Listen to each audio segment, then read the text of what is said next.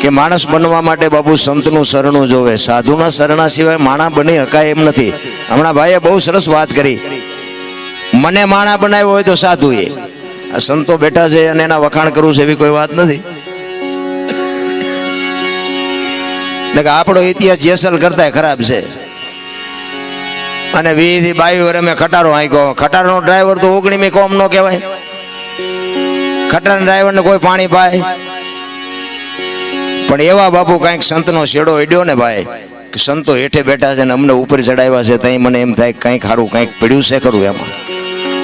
એમ તમારા અને મારા મા બાપ છે ને આપણા ગુરુ છે 100%. પણ તમારા અને મારા મા બાપ છે ને એ જન્મ આપી શકે, ઉછેર કરી શકે, લાલન પાલન કરી શકે, બાકી ઓળખાણ ન કરાવી શકે. ઓળખાણ કરવા માટે બાપુ સંતની જરૂર પડે, સાધુની જરૂર પડે. મેં નગર કોઈ દી કાંઈ સીતારામે નથી કર્યા ને આપણે મંદિરે નથી ગયા ને ક્યાંય પગે નથી લાગ્યા. પણ સમય આવે ને વળાંક મારતા ન આવડે એને માણા ન કહેવાય. સમય આવે ને વળી જવાય.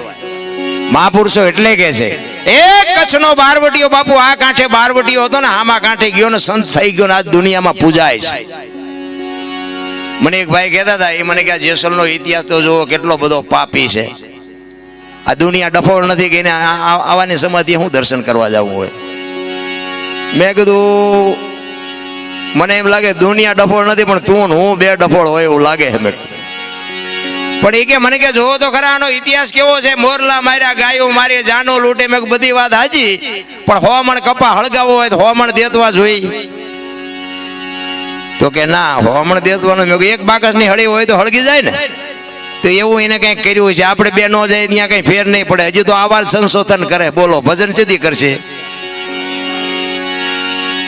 અરે સંતો કહે છે માર્ગે ચડો. સવારામ બાબાએ તો છેલ્લે કીધું કે આમાં મરવા દો, કરોડોમાં કોકને સમજાય છે, મરવા દો, કોઈને કાંઈ જોતું જ નથી. ભલા વાણી છે ને, વાણી સંતોની વેદના છે, સંતોની એક પીડા છે. તમે એક ભજન બનાવો, આ બાપુ સંતોના જે ભજન છે એની બાપુ કઈ નાભીમાંથી શબ્દો નીકળ્યા છે, કેવી રીતની કડી બનાવી છે, કેવી રીતનો ઢાળ આપ્યો હોય છે. તમે બાપુ એક કડી તો બનાવો, એક ભજન ન બનાવ્યો કોઈ એક કડી તો બનાવો, ખબર પડે કેમ બને છે અને ક્યાં શું પડ્યું છે ને કેવી રીતનું છે ને એનું પરફેક્ટ કરીને તમને મને આપ્યું છે. પણ હવે આપણને ગળે ઉતરતું નથી, શું કરવું?